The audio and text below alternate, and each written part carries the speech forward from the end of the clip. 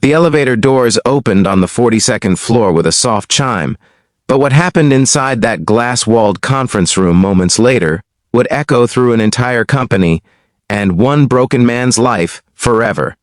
A billionaire CEO, known for her ruthless precision and icy detachment, was about to interview a candidate by mistake.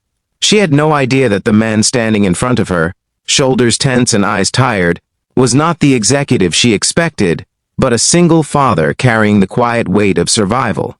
And what she chose to do next shocked everyone who witnessed it. If you believe in kindness, second chances, and the idea that one moment can change an entire life, take a second right now to like this video, comment, share it with someone who needs hope, and subscribe to the channel. Stories like this remind us why humanity still matters. The man's name was Michael Carter, a 36-year-old single dad from Ohio who had driven through the night to make it to Chicago, Illinois, where the towering headquarters of Langford Innovations cut into the sky like a monument to ambition. Michael had not slept more than 2 hours. His 5-year-old son, Noah, had cried himself to sleep the night before, confused about why his father had to leave again, why money always seemed to disappear faster than love could explain. Michael had kissed his son's forehead, promised him pancakes when he returned, and prayed silently that this interview, this one chance, would be enough to keep the lights on and the fridge from going empty.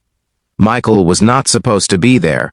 He had applied for a mid-level facilities management role, something stable, something with health insurance. A scheduling error placed his name into the executive interview list. No one noticed. Not HR, not the assistants, and certainly not Victoria Langford, the billionaire CEO who had built Langford Innovations from a garage startup into a global empire. Victoria was known across the United States for her brilliance and severity.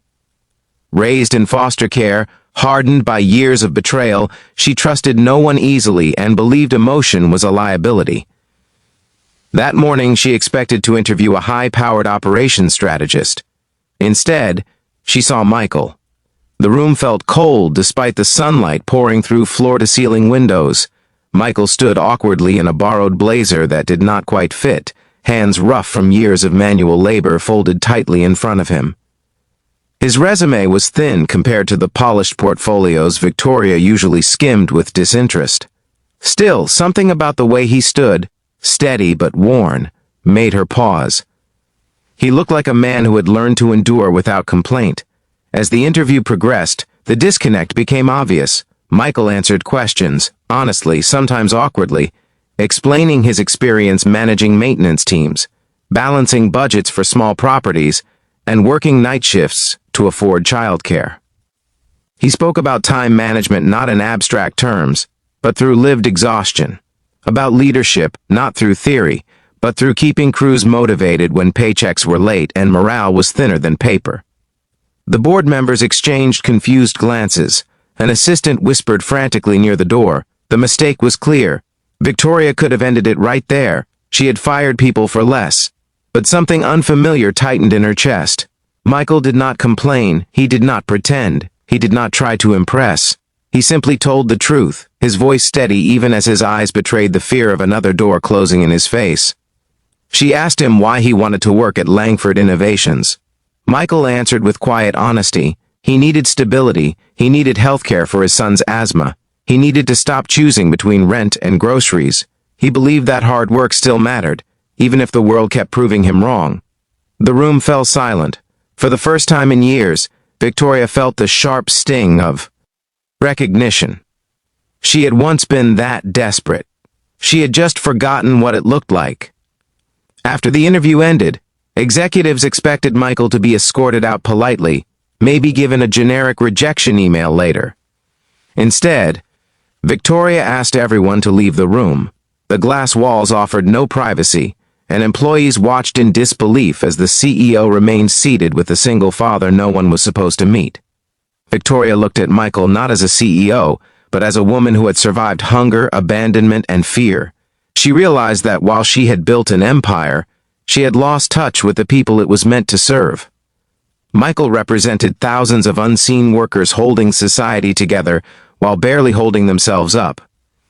What she did next rippled through the company like a shockwave. Victoria personally walked Michael to HR. She ordered a full review of his background, not for disqualification, but for opportunity.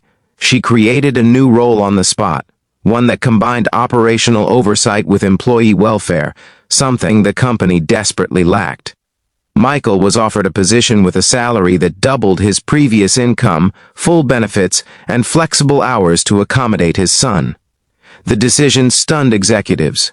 Rumors spread within minutes. Some called it reckless. Others called it charity. Victoria called it necessary, but she did not stop there. Over the following weeks, Victoria initiated a complete overhaul of Langford Innovations' hiring practices. She mandated blind resume reviews for entry-level and mid-tier roles. She introduced childcare support programs and emergency family leave. She required executives to spend 1 day a quarter working alongside frontline staff. The company culture began to shift, slowly but unmistakably. Michael struggled at first. Imposter syndrome weighed heavily on him. He was surrounded by people with degrees, polished speech, and confidence he had never been afforded. But he worked harder than anyone. He listened. He learned. He brought empathy into rooms where efficiency had once ruled alone. Employees noticed. Productivity increased. Turnover dropped. People felt seen. At home, Noah noticed the changes too. His father smiled more. The fridge stayed full. Pancakes happened every Saturday. The fear that once lived in their small apartment began to loosen its grip. Victoria watched all of this quietly. She saw in Michael not just a success story, but a mirror. She began mentoring him, not as charity, but as investment. In doing so, she rediscovered parts of herself she had buried under decades of ambition. For the first time, Langford Innovations felt like more than a machine for profit. It felt human. Years later, at a company-wide conference in New York, Victoria told the story, not naming Michael at first, about the interview that was never supposed to happen. She spoke about mistakes that reveal truth, about power that means nothing without compassion, and about how a single father reminded her why she started it all. When she finally introduced Michael, now a senior director, the standing ovation lasted minutes. Michael stood on stage, overwhelmed, thinking about the night he almost turned the car around because he could not afford gas. Just before the end of this story, take a moment and comment below with the words "Kindness still wins" if you believe moments like this can change the world. As the conference ended and people filed out, Victoria watched Michael leave with his son, now older, confident, and laughing. She understood then that success was not measured in billions or headlines, but in lives lifted quietly, unexpectedly, and forever. If this story touched your heart, if it reminded you that humanity still has a place in a world driven by power and profit, please like this video, share it with someone who needs hope, and leave a heartfelt comment below. Your engagement helps stories like this reach more people who are silently struggling, waiting for their one unexpected moment.